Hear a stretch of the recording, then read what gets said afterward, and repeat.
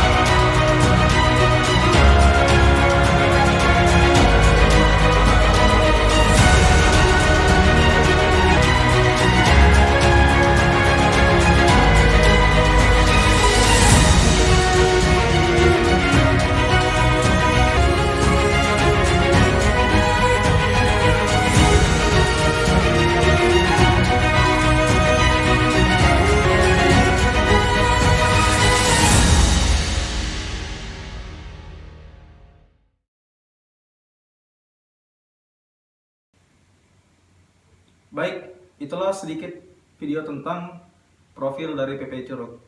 Mari kita bahas tentang materi.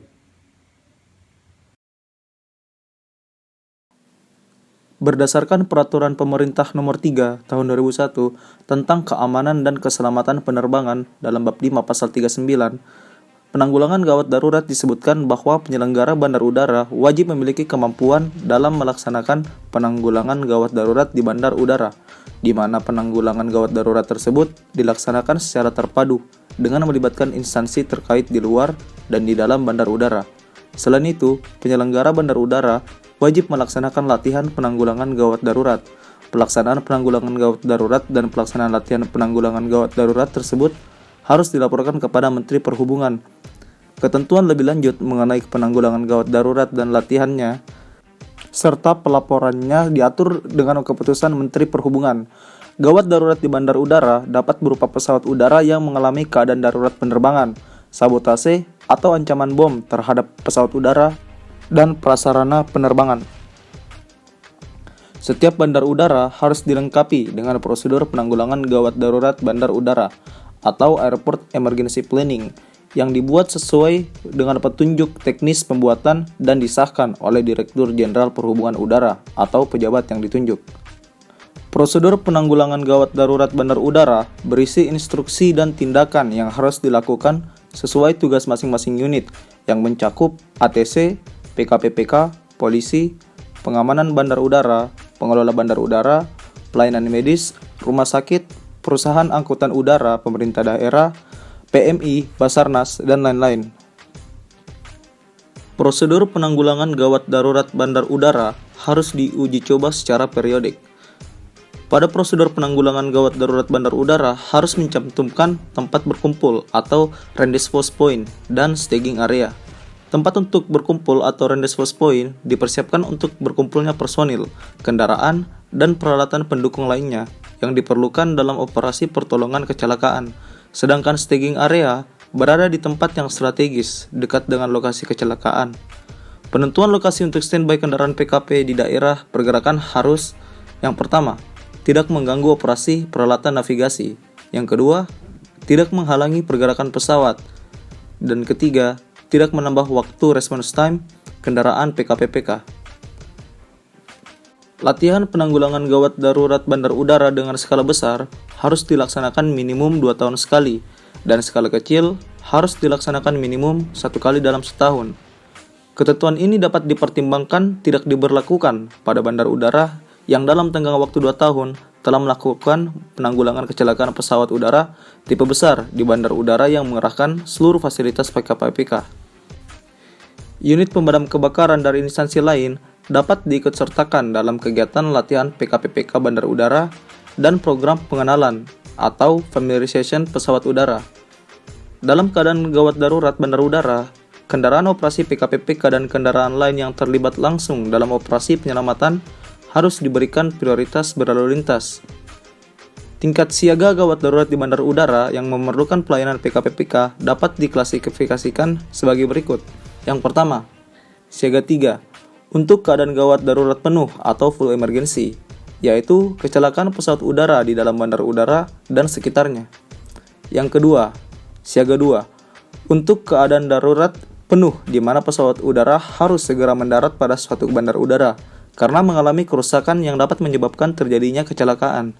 Yang ketiga, siaga 1 atau local standby ditempatkan karena cuaca buruk atau hal-hal khusus yang memerlukan kesiagaan di mana pesawat udara yang mendekati bandar udara mengalami kerusakan yang dapat menyebabkan kesulitan dalam pendaratan.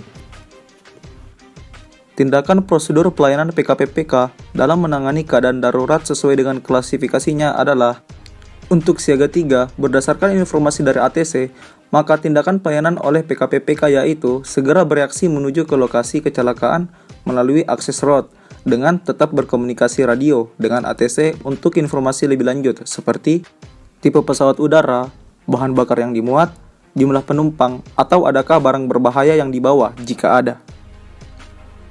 Untuk siaga 2, setelah menerima berita adanya pesawat yang mengalami masalah, maka segera personil dan kendaraan PKPPK menuju pada tempat-tempat standby di posisi yang telah ditetapkan pada taxiway berdasarkan di mana landasan yang akan dipakai untuk mendarat, dengan tetap berkomunikasi dengan ATC untuk mengumpulkan informasi yang diperlukan seperti tipe pesawat udara, jumlah bahan bakar yang dimuat, jumlah penumpang, jenis kerusakannya, arah landasan yang akan digunakan untuk mendarat, waktu pendaratan yang diperkirakan, dan barang-barang berbahaya yang dimuat termasuk jumlah dan lokasinya bila diketahui. Dan yang terakhir untuk siaga 1, semua personil naik kendaraan operasi PKPPK dan kendaraan dihidupkan, kemudian menunggu berita lebih lanjut dengan tetap mengumpulkan informasi dari ATC seperti tipe pesawat, jumlah bahan bakar yang dimuat, jumlah penumpang, landasan yang akan dipakai mendarat, waktu pendaratan yang diperkirakan, dan barang-barang berbahaya jika ada.